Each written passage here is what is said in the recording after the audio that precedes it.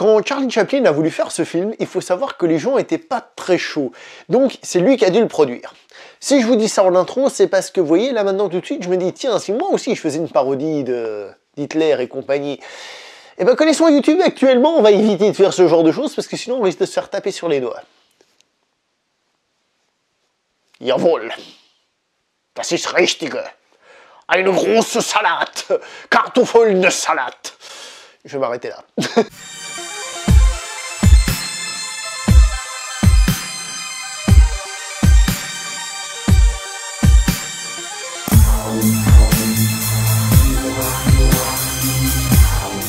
Bonjour à vous les cinéphiles et bienvenue pour cette nouvelle critique poussiéreuse, vraiment poussiéreuse, mais de la bonne poussière, puisque nous allons parler du film Le Dictateur, The Great Dictator, donc le grand dictateur, son traduit, réalisé par Charles Chaplin, donc Charlie Chaplin.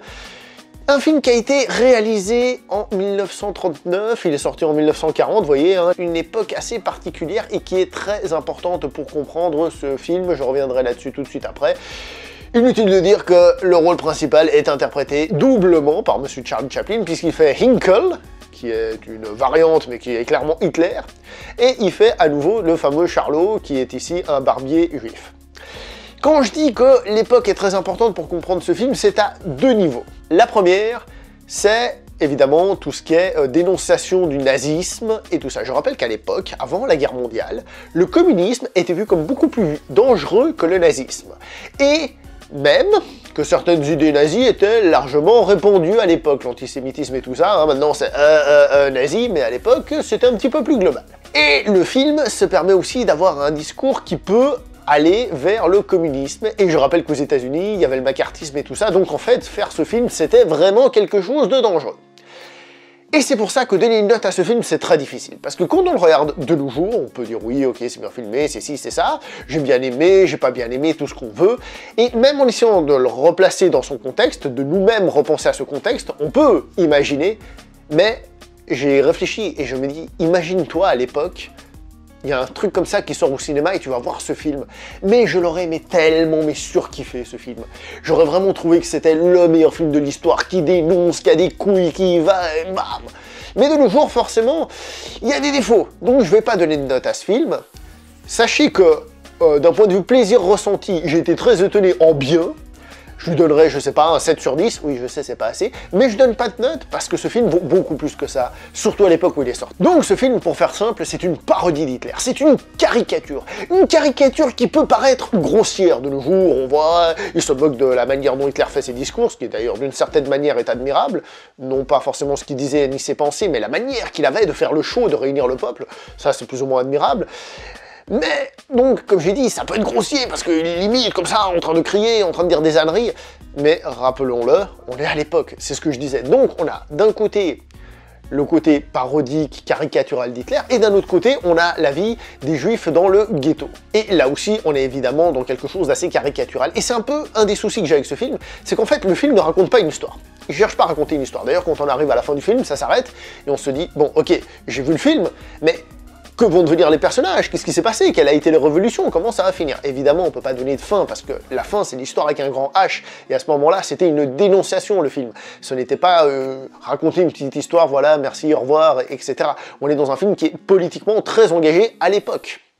Et si, évidemment, comme j'ai dit, le film dénonce le nazisme, le discours final, duquel je ferai une vidéo à part, parce que je le trouve magnifique ce discours, est un discours qui peut largement être considéré comme communiste. Et le communisme à l'époque c'était très mal vu, surtout aux États-Unis, si vous voyez ce que je veux dire. Donc c'est un film en fait qui est très courageux. Et il faut savoir que Charlie Chaplin a reçu des menaces de mort quand il a fait ce film. Je veux dire, c'est pas juste un petit film, voilà, il est sorti, merci beaucoup. Hein. À part cela, nous sommes dans une comédie. Alors comme j'ai dit, c'est l'aspect caricature d'Hitler, bon ok, pourquoi pas à l'époque, etc., mais de nos jours ça ne nous fait pas spécialement rire. Je dois vous avouer que le film m'a vachement surpris, parce qu'il m'a vraiment fait rire à des moments. Au début, on commence à la guerre, ce qui représente évidemment la Première Guerre mondiale, hein, et je dois vous avouer que j'ai bien rigolé. J'aime bien cet humour, moi, à l'ancienne, burlesque, comme il se faisait à l'époque. Alors, je suis pas un expert dans l'humour historique, entre ça, les Laurel et Hardy et compagnie, des films que j'ai déjà vus, évidemment, mais je veux dire, Moi, je rigole avec ce genre d'humour. J'ai adoré la première scène, à la guerre. Et d'ailleurs, je tiens à préciser que cette scène m'a surpris de par sa modernité. Alors, on n'est pas dans Il faut sauver le soldat Ryan, avec une caméra qui bouge dans tous les sens et tout ça. Mais en regardant cette scène, on se dit, le film n'a pas autant vieilli que ça. Alors, comme j'ai dit, c'est pas le truc le plus à la pointe, mais le film n'a vraiment pas autant vieilli que ça. Il est largement regardable à ce niveau-là. Il y a d'autres scènes qui m'ont bien fait rire, comme par exemple la scène de la pièce cachée dans le gâteau. Alors en gros, je vous explique, hein, il y a plusieurs gâteaux et il y a une pièce dans un gâteau, et celui qui trouvera cette pièce, eh ben, c'est celui qui doit se sacrifier pour la cause. Et du coup, la scène est assez drôle, franchement, elle m'a bien fait rigoler. Et il y a un autre truc que j'ai adoré, c'est quand on a l'arrivée de Mussolini dans le film, qui s'appelle pas Mussolini, qui s'appelle Napoléoni d'ailleurs, pour la petite histoire. Non, si jamais, je l'ai pas dit, mais tous les noms sont changés. Hinkel à la place d'Hitler, le pays c'est la Tomenia au lieu de la Germania, je le dis comme ça, hein, d'accord.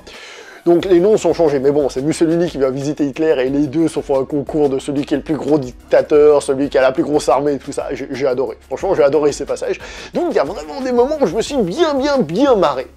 Certains pourront peut-être reprocher au film aussi son côté peut-être un petit peu trop judéo-protecteur, on va dire trop dénonciation, et peut-être qu'il a une vision un petit peu trop juive de la chose. Pour la petite histoire, il faut savoir que donc Charlie Chaplin a eu le FBI ou la NSA, je sais plus lesquels. Le FBI sur le dos, qui ont fait des enquêtes, ça a été révélé il y a quelques années, pour peut-être savoir s'il était d'origine juive. C'est possible, mais personne ne sait exactement les origines. Et quand on demande à Charlie Chaplin s'il était d'origine juive, il disait « je n'ai pas cet honneur ». Donc voilà. Je rappelle que non seulement il fait un juif, mais il fait aussi un nazi. Personne ne lui a demandé s'il était nazi, hein.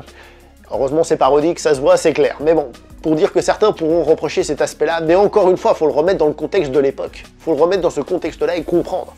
Imaginez-vous, en France, vous êtes en 39 et vous allez voir ce film, vous faites « waouh ». Et juste après, les vilains pas beaux, ils débarquent chez vous. Il faut comprendre la puissance de ce film quand même, quoi. Côté mise en scène, évidemment, il a vieilli, je vais pas vous faire un cours là-dessus, parce que moi-même, j'en serais incapable, mais il y a des scènes, comme par exemple la scène de la rue, où ils courent, ils reviennent, avec le coup des coups de poêle à frire sur la tête et tout ça. C'est un plan séquence, tout ça, c'est vachement bien. Donc, au final, qu'est-ce qu'on a? On a un film déjà qui est historiquement important, quel que soit ton avis, mon avis, l'avis de l'autre, c'est comme ça, le film est important dans l'histoire, c'est pas nous qui l'avons placé là, donc déjà, respect pour ça. Ensuite, c'est un film, comme j'ai dit, qui de nos jours, peut-être, peut ne pas provoquer un tel résultat. Je veux dire qu'il peut être un peu moins efficace, mais malgré tout, si on le replace dans le contexte, on repense à tout, c'est un film courageux, un film qui dénonce, un film qui a pris de l'avant sur plein de trucs, et donc un film important, et qui plus est, qui est totalement regardable actuellement. Je veux dire, il n'est pas très long, il se laisse regarder avec un... qui est totalement regardable actuellement. Je le dis très honnêtement, il n'y a aucun souci à regarder ce film, et on rigole même, et on passe un bon moment. Donc, est-ce que je vous conseille de voir ce film? C'est pas moi qui le dis, c'est l'histoire, à vous de savoir si vous êtes un peu historien dans le cinéma, entre guillemets, si vous êtes curieux d'aller voir. Moi, perso, j'ai eu cette curiosité, et je regrette pas, je suis content, surtout que Charlie Chaplin, c'est un de ceux duquel je dois voir des films depuis très longtemps, et je le fais toujours pas, donc je suis content d'avoir vu ce film, et c'est pour ça que je vous en fais une vidéo.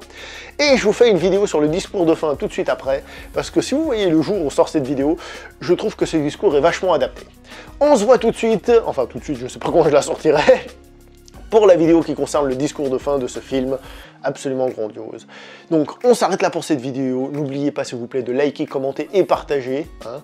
Rappelez-vous, vous avez le droit de commenter, c'est pas un film muet celui-là, hein, c'est un film parlant, donc commentez, n'hésitez pas. On se voit prochainement pour une prochaine vidéo, ciao tout le monde. Ah, au fait, joyeux Noël, ça peut être utile.